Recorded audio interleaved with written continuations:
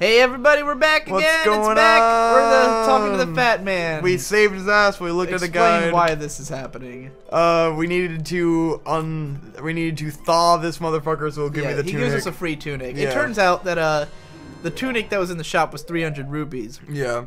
The adult wallet only lets you carry 200. You need the Giant's wallet to carry 500. Both wallets you get by collecting Skulltulas, and that is not something Victor's been doing, and therefore will take an eternity. Oh, there's no way we could even get the bigger wallet at this point of the game. We need even more Skulltulas. Right. Yeah. Anyways, yeah, I just forgot we needed to thaw out that guy. I had a gut feeling, but then, like, for some reason, I never listened to that. So, are we going to go get bottles or not? Or do you want to do that or not? I don't know. Because there's 2 bottles that we could get, but it would definitely be an entire episode. I think we can get to the water temple to... without the bottles.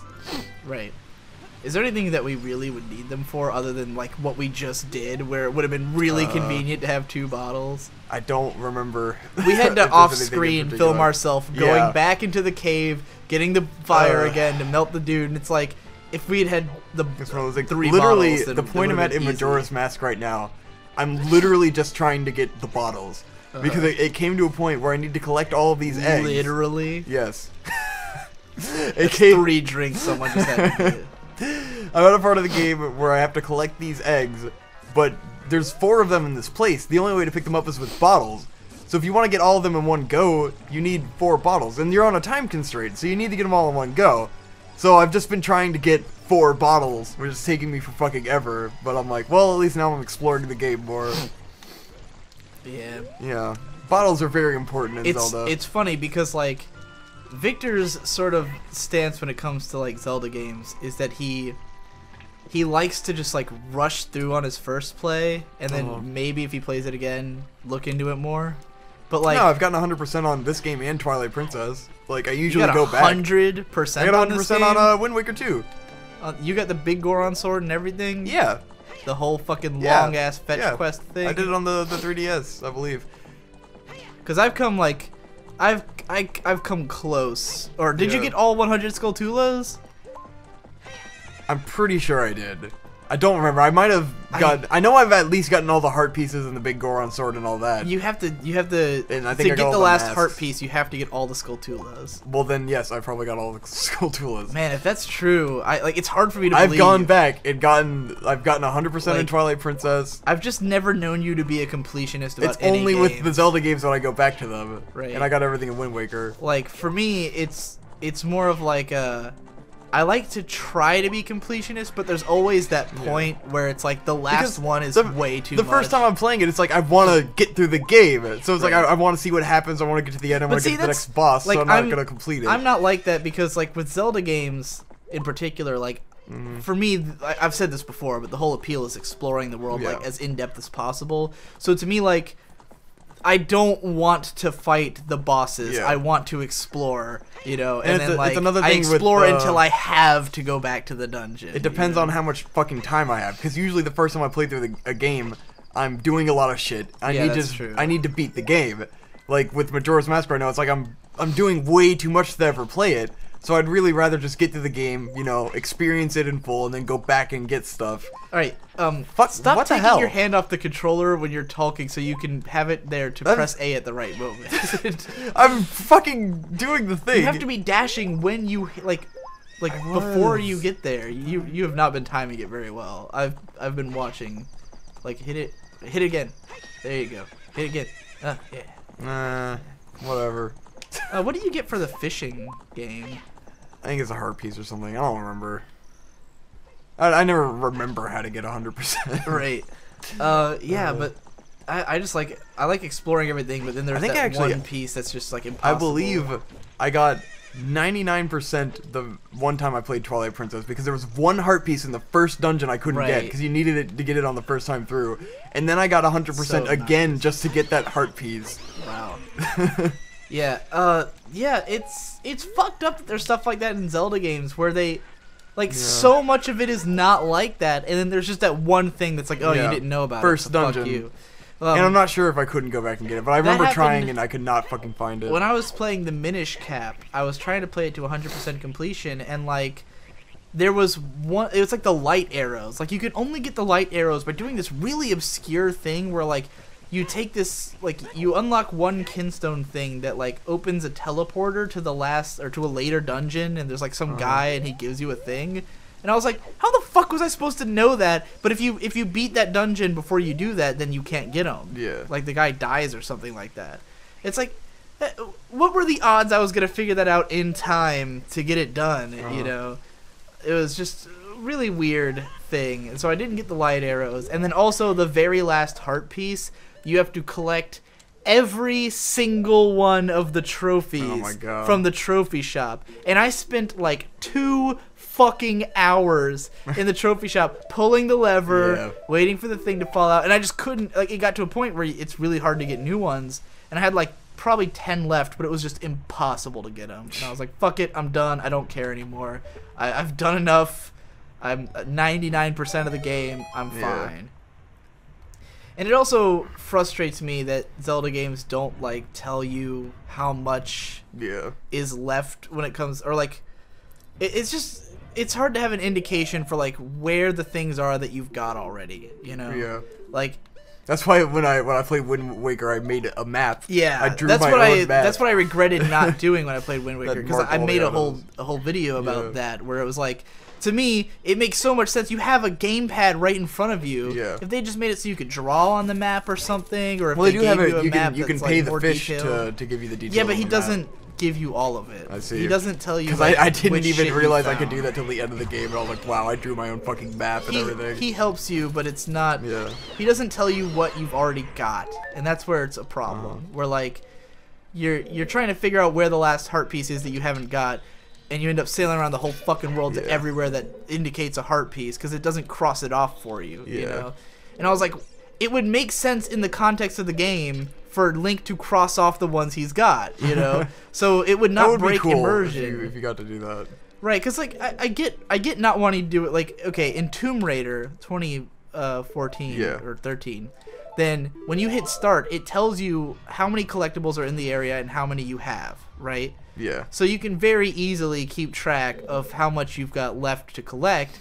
And even though I could see that, you know, it makes it less natural, because you're literally like bringing up start menu and going, okay, what do I have left? But it's a fucking game, and but it's it feels really good to get all the stuff, and that's what I want. And it also has secret stuff where like every area has one thing that's not told to you on the map that you just have to figure out.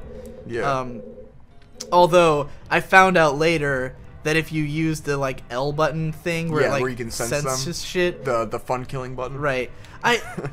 Like, I'm glad, because I just totally forgot about that button at the very beginning of the game. I was like, why would I ever use this? And then I forgot about it. So I never even thought, when I was looking for secret shit, to just press that button. Because there was some stuff that I was looking for like, fucking ever. Or there being some very specific things. It was like, oh, you need to burn the flags in this one building. Exactly.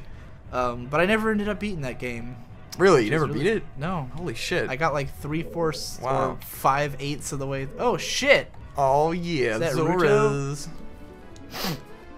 My ass? You're my ass, aren't you?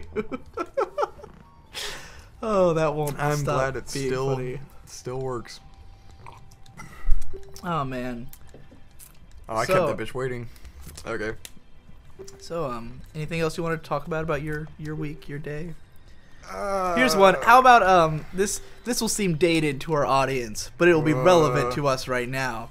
Today I released the first episode of Kirby 64. Oh yes. And I got slayed in the comments. Hashtag and Victor Team loves Victor. it. Fuck yeah. I love it vicariously, even. I'm like, God damn it. But I'm glad that you get to win, you know, so that I see, because it alleviates how much of a dick I am in that video.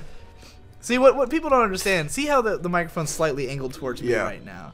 And I don't know that it was at the time. I don't think it was. But it kind of sounded like... You're just loud and you don't realize. Maybe that's true. To me, I just remember that it sounded to me at the time that I were do the same really thing loud. sometimes where it's like, we're in the car and I'm like, Conrad, you were talking way too fucking loud. I have a headache. And then you do the same thing. You talk super loud. Everyone in our family is really loud. Yeah. Like, it's my mom's super loud. My grandma is unbelievable. Oh, my fucking She's God. like that Pokemon Loudron, the one that's literally got speakers on its fucking face, and it just blasts you. So loud. That's my grandma. My mom's very loud, and her sisters are loud. Oh my god. Fucking. They all just yell. They just yell everything. It's horrible. Our Aunt Julie. My impression of my mom, my Aunt Julie, and our grandma talking is. It sounds like the witch from Banjo Kazooie. That's yeah. what her name was, right? Gruntilda or something like that. Gruntilda or something. It sounds like the witches from Banjo Kazooie. It is the most fucking ear-splitting, just terrifying thing in the world. The thing is, when my Aunt Julie was living with us for like almost 2 years, right?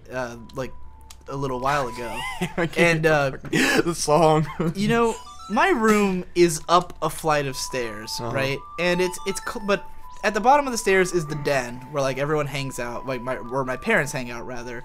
You know, they have the big ass TV, and they're always playing the TV fucking loud as shit, right? Because I guess my parents are deaf from all the fucking yelling. And so they're always playing stuff super loud.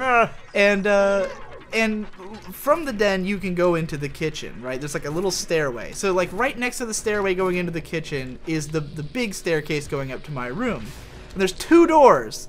There's a door at the bottom of the stairs, a door at the top of the stairs that, you know, enter into my room. So there's 2 doors that I can use to prevent sound from reaching up here, right?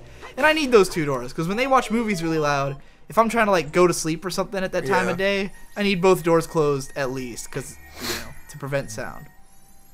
But my Aunt Julie would come out to the stairs, the other stairs at the entrance, and my mom would be on the couch. There's a good 15 feet between them, right? And she'd stand at the top of the stairs and start talking to my mom, and they'd be yelling like they're across a canyon at each other. Like, they're just, oh, did you see that new show? Blah, blah. And, like, walk over to where she is and talk at an indoor volume instead of shouting. And, I mean, even though it's 15 feet, if I was standing there and my mom was standing there, I'd just be like, hey, Mom, what's on TV? There's an echo in the room. It's a big room. Right, it's a huge room. It's got lots of acoustics. And she's just like, oh my god, did you see it? And I'm like, you're not, that distance does not warrant this volume, this additional volume that you've put in. Yes. And then the worst part is, this is unique to my Aunt Julie. When you're talking to her, she constantly cuts you off, but she cuts you off by talking louder than you. So you'll be like, she'll say, well, these people with their stuff, and you'll be like, I know, these people really get on my nerves with the, like, you start to say, like, the word bickering, she'll be like, with the bickering, and and you're just like, jeez, why? Wait for me to finish talking, don't and she'll do it constantly. Nah, bro, I know what you're gonna say at the end of your sentence. I need to cut you off. Or just whatever she wants to say. Like, she doesn't listen to people. Yeah. She just waits and like for them to say a word, and then she just completely bowls over them and talks over them. So you can't have a conversation with her. It's impossible. Yeah. Fairly obnoxious woman, I'd say. Fairly obnoxious. I got lost in that conversation. It's like, oh god, now I can't stop thinking about just like our aunts.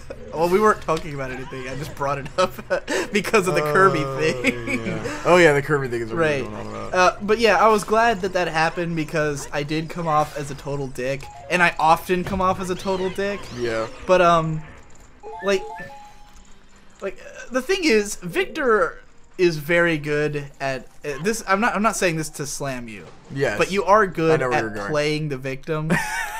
You're good at making me even like I say something to be kind of a dick, and then Victor doesn't respond by being a dick and kind. He responds by being like innocent and making me look like an extra asshole. So if you get some vindication because people take your side, then it alleviates some of the guilt that I have to feel. Because now everyone's beating up on me, and I can just take my place as, like, the bad guy. Yes. Just be the bad guy. Just, you know, makes it easier on me. But, yeah, to our audience, this will all have happened a month ago. But maybe hashtag Victor. It's probably still Team gonna Victor be around. has I still mean, been around. there were a few moments where I call upon hashtag Team and Victor. I didn't know at all. Yeah, in the process of making the videos, even in the process of editing the videos, I did not notice that you were incepting hashtag Team Victor into our audience. See, that's what I love is when I talk under you. It's like You listen to it back and you I can like hear what that I'm stuff, saying, too. and it's like There's a lot of good jokes. Both of us actually so do dense. that. Where we'll say something minor under the other person that they totally don't Yes. catch, and it's fucking hilarious. It's fun for a second listen. All right, I think For we're us. at the end of this episode. Cool, So water that's it for this episode temple. of Digibros. All right.